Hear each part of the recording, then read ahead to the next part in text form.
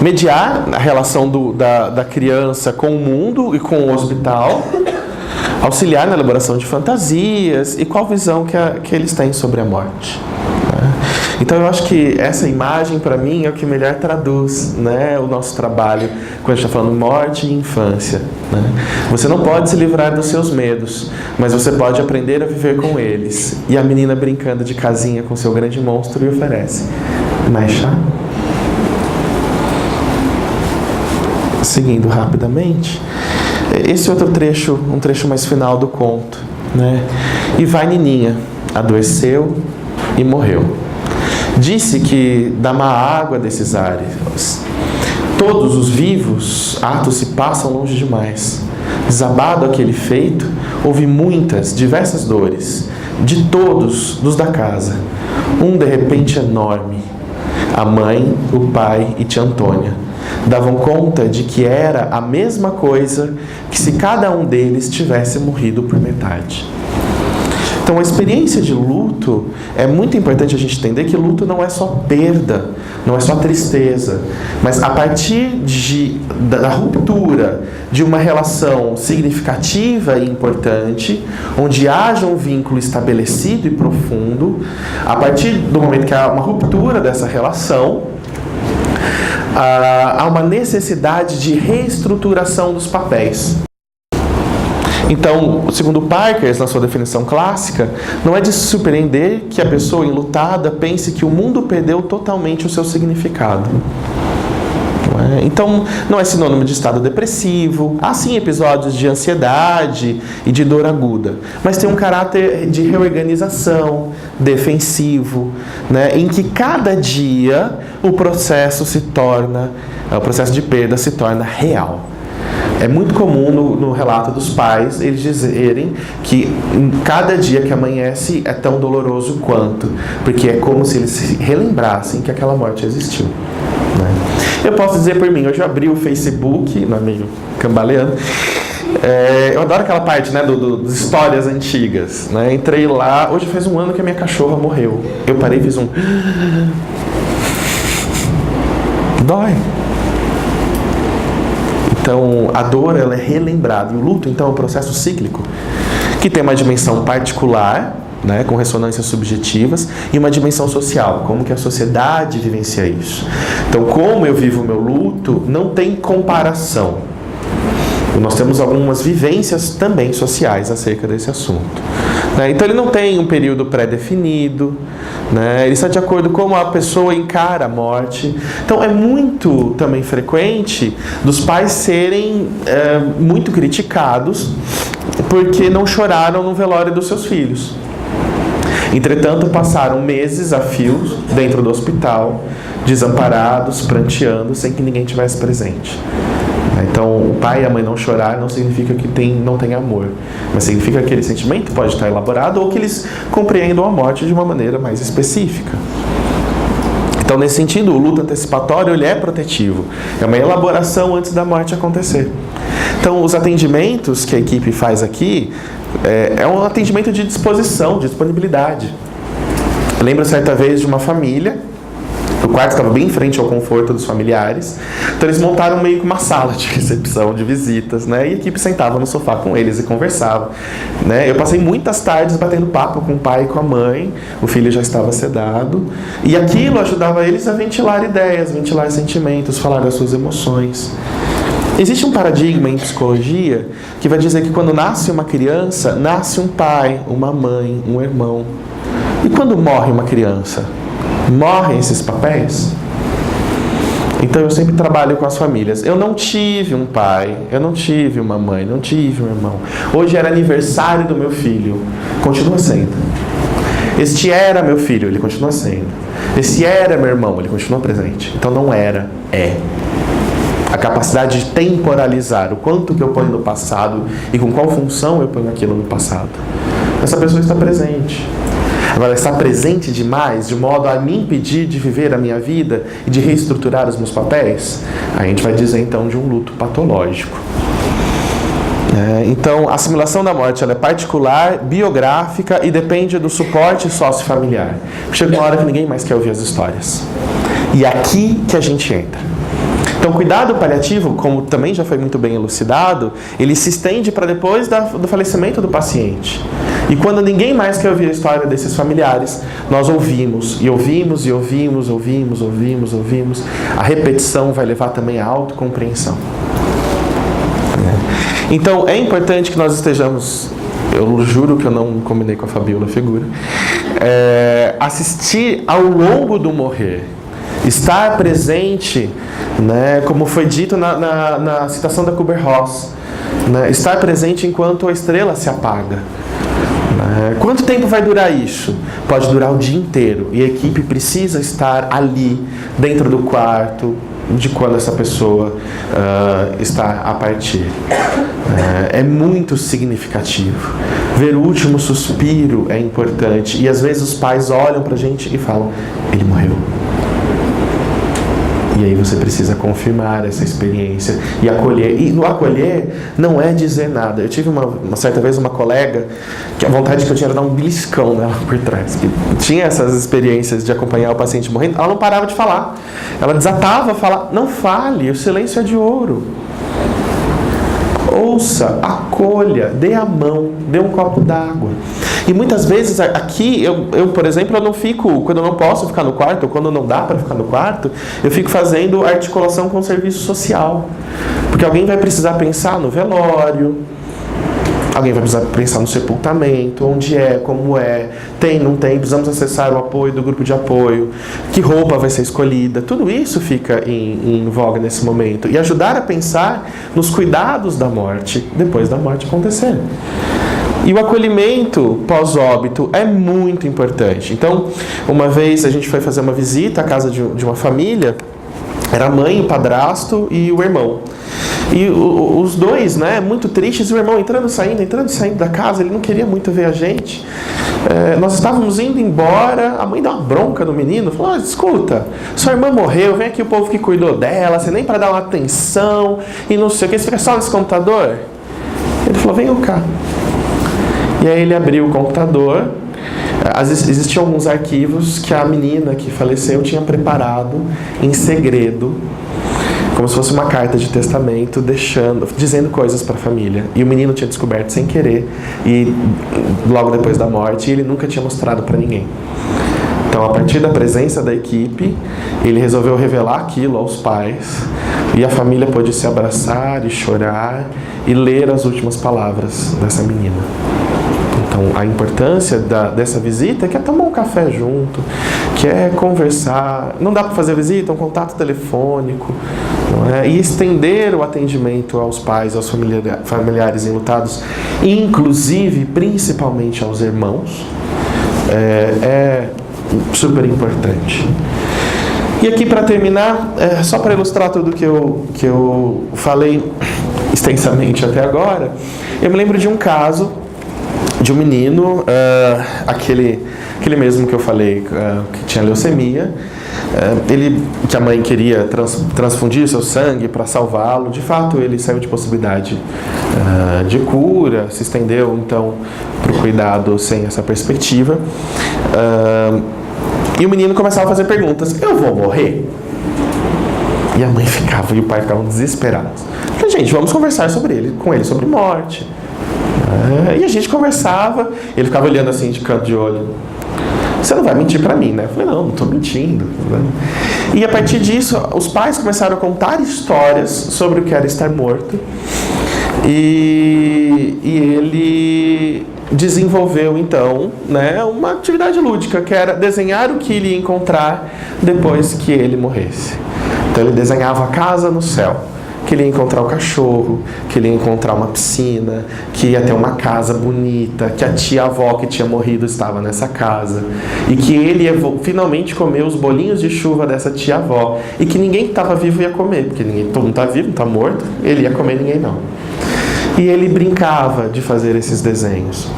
De fato, ele teve uma morte muito tranquila, e os pais decidiram que a roupa de sepultamento dele seria a roupa do Batman. Então, ele foi sepultado com a roupa do Batman. E nesse momento, no momento do velório, a equipe inteira estava presente, e os pais decidiram que as primeiras pessoas a verem o filho seria a equipe.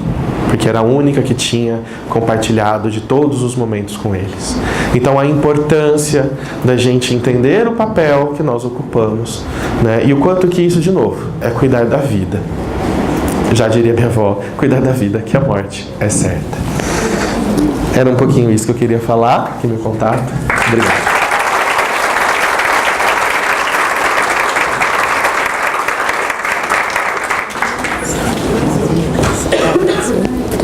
Obrigado. Chamar a aluna Sara de Psicologia para oferecer o nome princípio do Dr. Nicolas. Obrigado.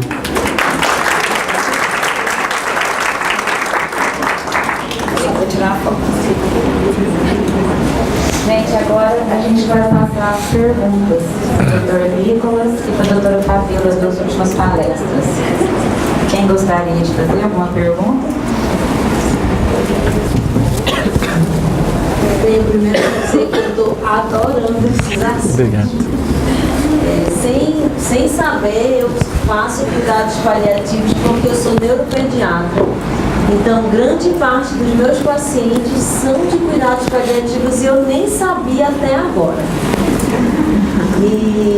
Mas, ao contrário dos pacientes que vocês estão relatando, que são pacientes que têm doenças potencialmente letais, os meus pacientes têm doenças crônicas de longa duração. Então, a minha maior dúvida está sendo como é a abordagem desses pacientes ambulatorialmente.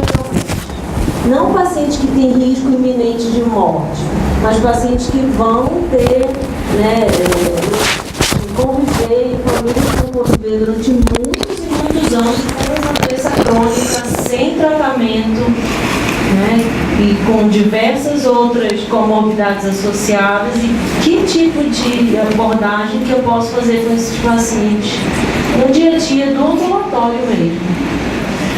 Nós lá no HC não temos ainda um ambulatório para esses doentes crônicos, né? A gente tem nosso sonho. Nós temos agora de oncologia pediátrica, né, que está bem estruturado, mas o que acontece? Esses pacientes geralmente eles acompanham com a equipe responsável e em algumas situações eles acionam a gente para tentar mediar conflito, né? O que a gente sabe assim, de relatos? O ideal realmente seria ter um ambulatório multidisciplinar. Então a criança vai lá no mesmo dia, ela já passa para checar tráqueo, otorrino, já passa para ver se a sonda está tudo ok, né? Faz avaliação com físio, tudo já como se fosse numa única consulta, né? Não sei se a doutora Esther, cadê a doutora Esther?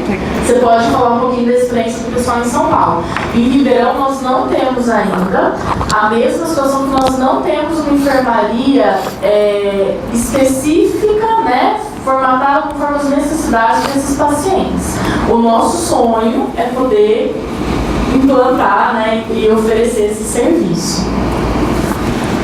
Então, eu vou te falar a minha angústia, eu sou reumato-pediatra, então basicamente somos iguais. Eu trabalho em São Paulo num serviço e assim, eu não lido com o que eles lidam, eu lido com o que você lida.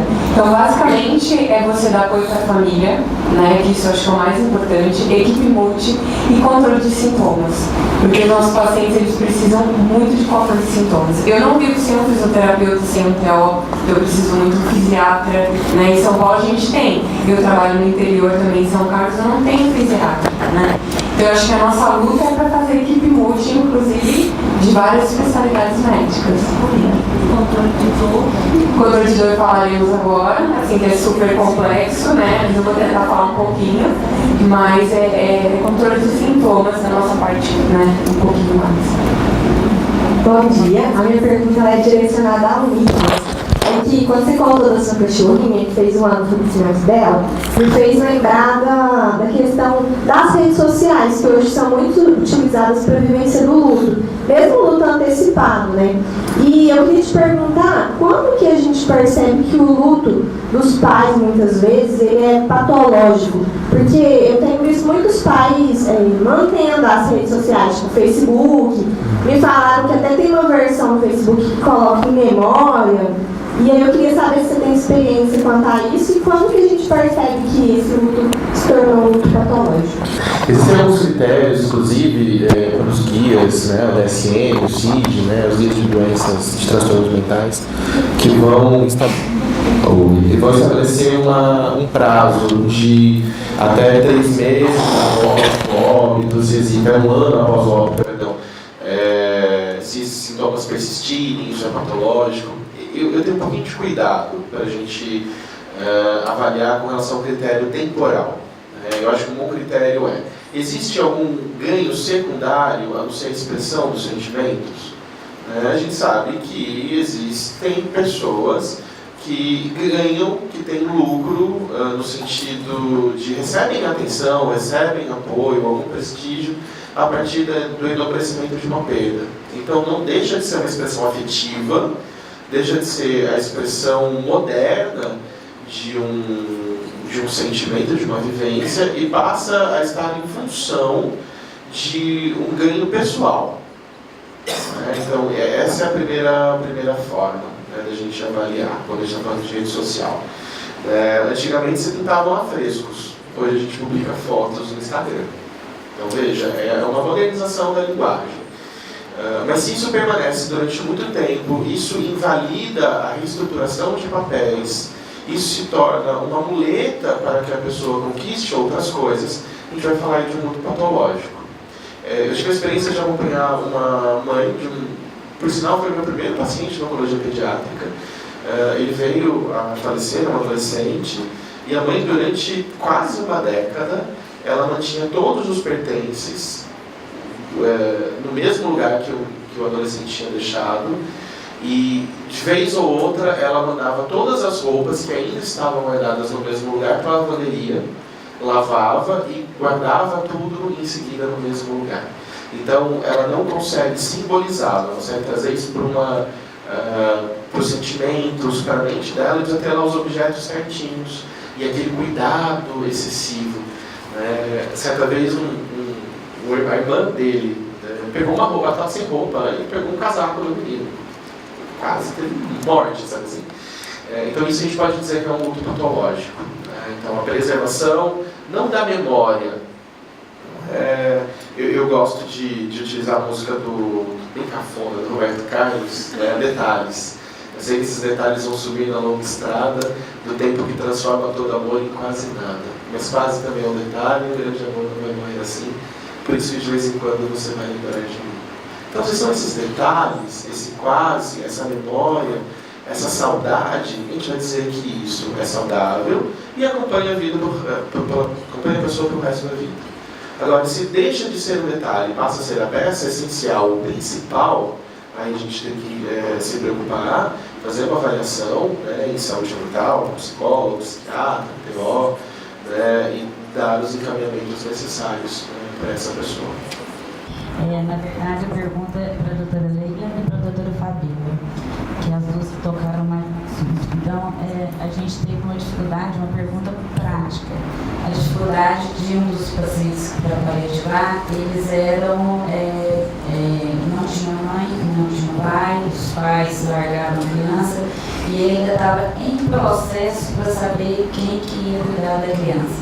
Como proceder dessa forma? Às vezes, tem a doutora Cláudia que podia até ajudar a gente, né? Porque não dava para ficar esperando. Uma ação está correndo já fazia mais de 2 anos. Então, como proceder se a gente tiver alguma experiência dessa natureza? Lá na unidade de emergência onde eu trabalho, tem algumas crianças na enfermaria, eu me recordo de 2 que estão vivendo essa situação. São crianças que estão sem a guarda dos pais. E eu trabalho na UTI, mas tento oferecer uma ajuda nessa parte de comunicação, de cuidados paliativos com a equipe da enfermaria. A gente não está conseguindo resolver essa situação. A gente, na verdade, não fez planejamento, não estabeleceu metas, e a gente vive uma angústia muito grande. A gente não conseguiu uma solução para esse problema da criança que não estão com os responsáveis lá, ela está meio solta, né? E aí, na enfermaria da lei, a gente não conseguiu resolver esse problema. Não sei se a Fabiola já viveu essa experiência. Na verdade, eu trabalhei um tempo num hospital de retaguarda, né, fazia avaliações, mas as crianças que estavam ali, elas tinham responsáveis, às vezes não muito participativos, né? Então, o caminho que a gente tomava é exatamente essa linha entre o que é distanásia e o que é um bom cuidado, né? E deixando isso sempre muito documentado, né? Então, estamos aguardando. Teve uma situação que os pais não visitavam há praticamente 3 meses, estavam nesse processo, se eles ainda iam continuar, se ia passar para a instituição, mas a gente acabou optando por indicação de paliar, né? E foi feita toda a paliação, deixou documentado, não teve nenhum problema, digamos assim, de judicialização. Até quando a criança foi a óbito, né, a coordenadora da instituição ficou muito preocupada, os pais vão chegar aqui e vão quebrar tudo. Na verdade, os pais nem foram, só ligaram e falaram, obrigado que vocês cuidaram da criança. Então, assim, isso é muito complicado, né? Eu acho que numa situação dessa, o ideal é recorrer mesmo à Câmara de Bioética, pedir um aconselhamento, depende até da sociedade, né, de pediatria, o pessoal, e deixar documentado. Mas, de novo, é aquela questão, é fazer o que é melhor, o que vai ser menos sofrido para aquele paciente, né? Então, enquanto está com essa tutela aí meio perdida, indefinida, né, eu acho que tem que nortear exatamente isso. O que eu estou fazendo está aliviando o sofrimento? Ou o que eu estou fazendo está gerando mais sofrimento enquanto eu espero que a situação se defina, né? Eu acho que o caminho é mais ou menos esse. Às vezes na onco a gente tem um processo diferente, né? Pelos pais não quererem tratar. Às vezes a gente tem que questionar o Estado para tirar a lei provisória para poder fazer o tratamento. Então aí é um pouquinho diferente. O que eu queria falar, que eu acho que a maior resistência é de... Porque, claro, para mim é muito óbvio que, bom, se a criança ela não tem pai nem mãe, eu vou fazer o que é certo para ela. E a gente tem o aparato técnico para saber o que é certo para ela. O problema é a resistência da equipe de saúde, da equipe de enfermagem, dos colegas pediatras. Assim, eles têm muito medo de serem processados. Uma coisa que aparece em todas as nossas reuniões, os médicos residentes, os médicos assistentes. Então, assim, a gente não tem conseguido solucionar o problema dessas crianças por causa da resistência da equipe, que eu acho que só vai mudar quando a educação, que é o que a gente está fazendo aqui, né, quando a educação for disseminada e as pessoas entenderem que o cuidado paliativo para esse tipo de paciente que está vivendo um sofrimento intratável é a melhor estratégia, mas as pessoas não entendem dessa forma, né? Então lá na unidade de emergência a gente enfrenta uma resistência enorme e a gente não consegue. Para uma criança que não tem, que está sob a tutela do Estado, a gente não consegue estabelecer essa estratégia, infelizmente. A doutora Cláudia, promotora de justiça, é uma companheira nossa, assim, ela é do bem, né? Você tem alguma orientação para a gente? Bom dia a todos. Você me deixa constrangida que eu não estou no meu meio. Eu não entendo nada de medicina, assim, né? Mas, enfim, da minha experiência eu entendo o seguinte, quando a gente trabalha, eu, por exemplo, eu sou uma profissional jurídica, né? Eu não entendo, assim, um pouquinho agora que eu estou entendendo um pouquinho de fluxo na área de saúde, alguma coisa assim, né, do que vocês aprendem, mas, assim, nós somos muito leigos, para nós, assim, tanto promotor de justiça, muitas vezes advogado, juiz também, isso aqui tudo é muito, assim, é outra língua, tá? Então, eu acho que é muito importante vocês aplicarem nesse relacionamento com o Poder Judiciário, né, com o Ministério Público, essa forma de comunicação que vocês passaram aqui hoje. Do ponto de, assim, uma forma de comunicação que o leigo compreenda, porque nós somos leigos, né? E sempre, por exemplo, aquele paciente ele tem uma questão judicial, né, de guarda, de substituição dos pais, de retirada, né, do pátrio poder. Eu acho que o serviço de saúde, né, ele tem que se comunicar com esse Poder Judiciário. Então, eu acho que vocês poderiam se valer do serviço social para estar descrevendo detalhadamente qual que é essa situação da família, se eles estão comparecendo, se não estão, qual que é a dificuldade que vocês têm nesse relacionamento com a família. O setor jurídico de vocês também pode estar entrando em contato com esse juiz e de repente, inclusive, conversar pessoalmente e explicar a situação, né? Inclusive, se algum profissional de saúde puder estar indo lá e conversar e explicar, até para o promotor de justiça da infância, né, que de repente está ali trabalhando nesse processo, porque o papel, muitas vezes, para nós, né, que não compreendemos, né, a situação de saúde daquele paciente, é uma coisa muito difícil da gente estar entendendo. E esse medo também que você diz em relação a ser processado, a sofrer qualquer consequência jurídica em virtude da conduta, ele também faz parte do nosso dia a dia, né? Então, o promotor de justiça, que ele tem como obrigação estar defendendo os interesses e os direitos daquela criança, ele também se sente inseguro com determinadas condutas. Então, ele tem que estar muito consciente, ele tem que estar muito bem informado do que está acontecendo para ele estar apoiando esse tipo de cuidado, que é o cuidado paliativo, né? E o juiz também. Então, assim, essa comunicação, ela tem que ser realizada. Do meu ponto de vista, o que falta realmente é isso, tá? Então, vamos chamar a doutora Esther. A palestra dela vai ser dor em pediatria. Eu deixei 10 minutos a mais para a doutora Esther, porque a gente tem muito dúvida. Eu mereço. Porque, em primeiro lugar, me deixar por último, depois, né, dessas feras todas, é meio triste, né?